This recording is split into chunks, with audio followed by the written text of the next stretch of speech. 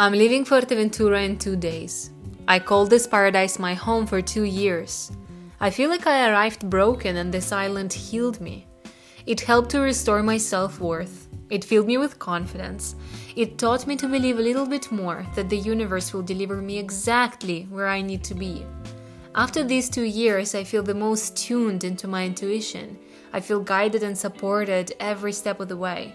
So I have zero doubts about my decision to leave Fuerteventura and go back to Prague. As I made this decision, I noticed how everything stirred up. My life now is like a whirlpool. A lot of things are happening all at once and it's a challenge to be on top of everything. But I can see the silver lining in it all. I notice how everything is unfolding in the divine timing. This island taught me well.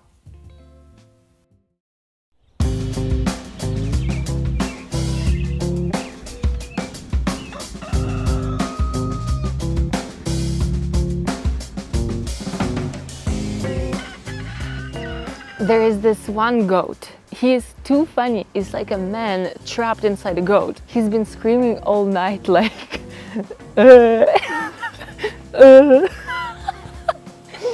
first I thought it was just like someone here mocking a goat, but no, it was a goat.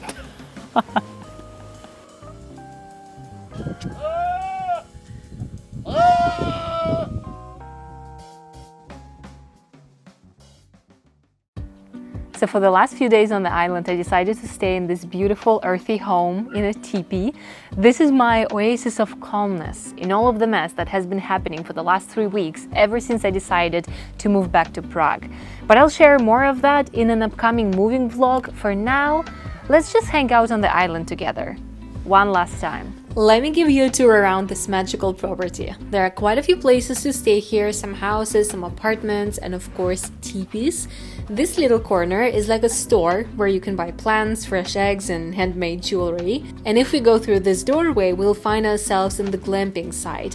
I'm amazed at how green it's here. Fuerteventura is a very dry island, so having this abundance of greens feels very special. Here is the outdoor kitchen and the entrance to the indoor kitchen as well, and this way are teepees and a skate ramp.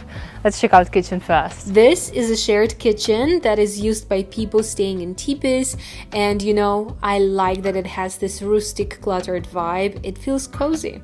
Now let's check out the skate ramp. It's pretty cool, right? They built it themselves to practice surf skate, and if I was more courageous and if I didn't have an accident on a longboard, I would probably be really stoked to try it out, but yeah, not now. This is shower number 1. Shower number 2.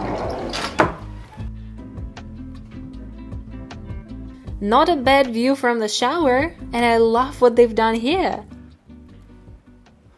And this way is something that I'm very excited about. My dream shower. Isn't it neat? This is island life at its best. The water is warm too. If you thought that was cool, wait until you see this. If we follow this little path and wade our way through the plants, we can open the door which leads to a yoga shala. I couldn't have imagined a more perfect space to practice yoga. I feel so inspired to get on a mat and move my body and meditate. I feel like this place is so special with all the details and earthy tones. It has amazing airflow, but it's protected from the wind, like a dream yoga shala.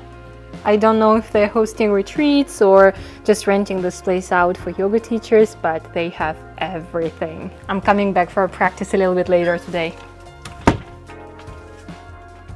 Did I already mention that I'm in awe of this greenery? This property is located next to Tindaya, which is known to be a very arid region of the island. So it feels like an oasis for real. There are so many different plants and trees and animals too. Of course there are cats here, but they also have their own sanctuary with donkeys and the funniest goats and chickens and even a pig and a peacock. It's going there! Oh my god! It's so funny. They're super cute. Now back to the glamping site. I bet you want to see what's inside my teepee. Being in this space makes me feel connected to the elements. I booked a teepee and not an apartment to spend as much time outside as possible. For my last few days, the intention is to embrace everything that this island will give me. There is something so special about the shape of a teepee and the opening at the top. It resembles a volcano or something. I also got a chance to take a look inside one of the apartments on the property. I love this earthy style and that they stayed committed to it throughout the whole property. Also, I can appreciate the attention to detail that they've put into designing this space. Funny enough, this property is owned by a Czech family, so it was like a slow introduction into the life back in the Czech Republic. You know, meeting with Czech people, hearing a lot of Czech language, seeing books in Czech. It's so cool that they decided to create such a unique space in Fuerteventura. Isn't this property just gorgeous? So chill, so relaxed, so laid back, so earthy. It's exactly what I need. I also need my second cup of coffee of the day, so let's get that done.